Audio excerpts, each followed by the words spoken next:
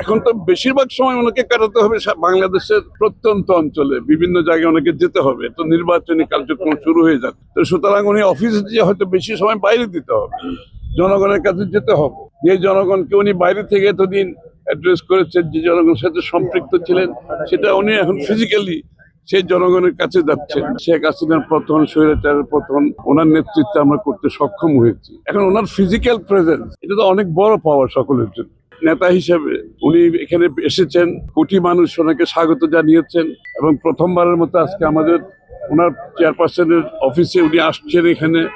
এটা তো অনেক বেশি আমাদের জন্য বড় পাওয়া বা আনন্দের বিষয়। দল তো উজ্জীবিত বহুদিন ধরে, ওনার নেতৃত্বে উজ্জীবিত। উনি বিদেশে থাকাকালীন উনি দলকে উজ্জীবিত করেছেন, এবং দীর্ঘ সংগ্রামের মাধ্যমে বিএনপি নেতাকর্মীরা, আমি আগেও বলেছি, জ্বলিয়ে পুরো সব খাঁটি সোনায় পরিণত হয়েছে বিএনপি নেতাকর্মীরা, এবং এটা তো ওনার নেতৃত্বেই হয়েছে। এবং আমাদের ফিলিং, অনুভূতিটা আপনারা বুঝতেই পারছেন।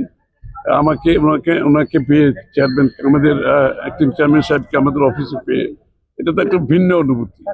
এবং আমরা ওনার সাথে বসে সামনাসামনি, অনেকদিন পরে সামনাসামনি বাংলাদেশ সম্বন্ধে আলোচনা করছি, বাংলাদেশের ভবিষ্যৎ নিয়ে আলোচনা করছি, রাজনীতি নিয়ে আলোচনা করছি, ঢাকার পরিবেশ নিয়ে কথা হয়েছে, এই যে এখানে যে দূষিত ঢাকা, এটা নিয়ে আলাপ হয়েছে, এবং ঢাকার ট্রাফিক নিয়ে আলোচনা হয়েছে, ঢাকায় চলাচলের জন্য যে জনগণের অসুবিধা, এটা আলোচনা হয়েছে, এবং ঢাকার যে লাইফ কত এক্সপেন্সিভ হয়ে গেছে, সাধারণ মানুষ ঢাকা শহরে থাকা যে কত কঠিন হয়ে গেছে, এগুলো আলোচনা হয়েছে।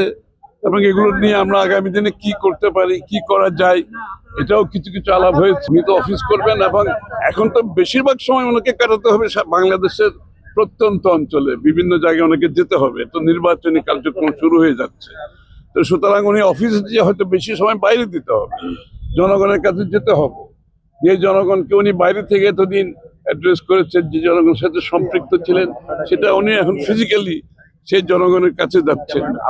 সেটা উনি আসার পরে তো সে অনুভূতি বাংলাদেশের জনগণ সেটা প্রমাণ করেছেন, যে ওনার অনুপস্থিতি যে ওনারা কত গভীরভাবে উপলব্ধি করেছে, এবং আসার পরে মানুষের মনে যে আনন্দ, যে প্রত্যাশা, যে আকাঙ্ক্ষা দেখেছে, সেটা পূরণ করতে গেলে আগামী দিনে ওরা তো বাংলাদেশের মানুষের কাছে যেতে হবে, কথা বলতে হবে, শুনতে হবে, এবং উনি বলার চেয়ে শুনে নেই বেশি।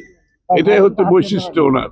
তো সুতরাং আমি তো মনে করি সারা জাতি উজ্জীবিত আজকে ওনার অপেক্ষায় আছেন।